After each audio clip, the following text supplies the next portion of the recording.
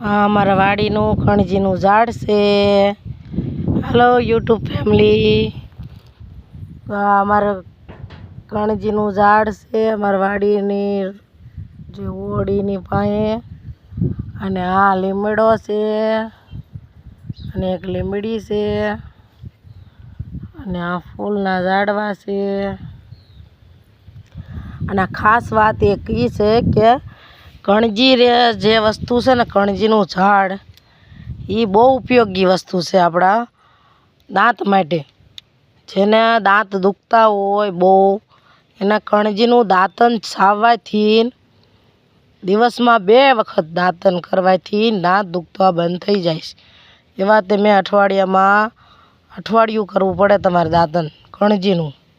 અને આ એવી વનસ્પતિ છે કે તમારા દાંત દુખતા હોય અથવા હલતા હોય અથવા તમને બહુ પીડા થતી હોય દાંતમાં, તો એ દુખતી બંધ થઈ જાય. આનો ઉપયોગ અમે પણ કરવી છીએ, તો તમે આનો ઉપયોગ કરજો. આ બહુ સારું એમ. અને લીમડાનું દાંતણ પણ એટલું ઉપયોગી છે, પણ આ કણજીના દાંતણથી બહુ એટલે બહુ ફેર પડે છે એમ. કારણ કે એમ ખુદ જ એટલું વાપરવી છે. અને અમે વાડીએ રહેવી છે એટલે એકા બીજી વસ્તુ વનસ્પતિ બાબતની અમને આટલી જાણકારી છે. અમે ખુદ જ એટલો ઉપયોગ કરવી છે વસ્તુનો. જો વાડીએ અમે રહેવી અને વાપરીએ છીએ.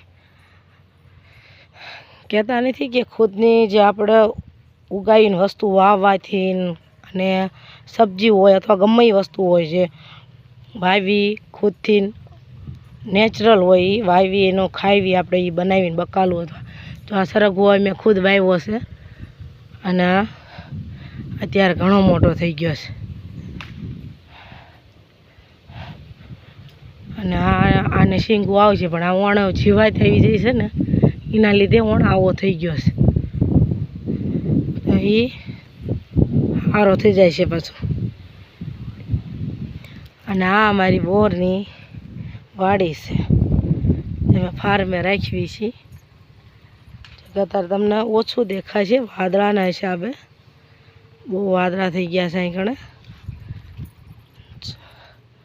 આમ તડકો છે પણ વાદળા બહુ વધી ગયા છે. વરસાદ એક ધારો પડે છે. વરસાદના લીધે અમારા બોડીમાં ફાલ ઓછો પકડાયો છે, ખરી ગયો બધો ફાલ. જો આ જીવાત લાગી છે ને એના લીધે આવી હાલત થઈ જઈશ બોરની. ખાઈ ગયા નીચે બચ્ચો કૂચો ફાલ હોય ને એ જો જવણ પકડી જાય આમાં.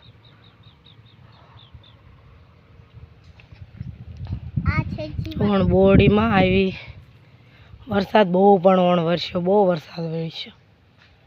જો મેં આ કંકોડા અહીંયા વાવ્યા છે. અને આ અમારી વાડી છે. વાડી અમે ફાર્મે ઉપર રાખવી છે ને વાડીએ રહેવી છે. આ તો તમને બતાવ્યું યુટ્યુબ ફેમિલીને. તો લાઈક સબસ્ક્રાઈબ કરજો અને ફોલો કરજો અને કમેન્ટ કરજો. હવનો ખૂબ ખૂબ આભાર. અને બોર ખાવા આવજો હવ.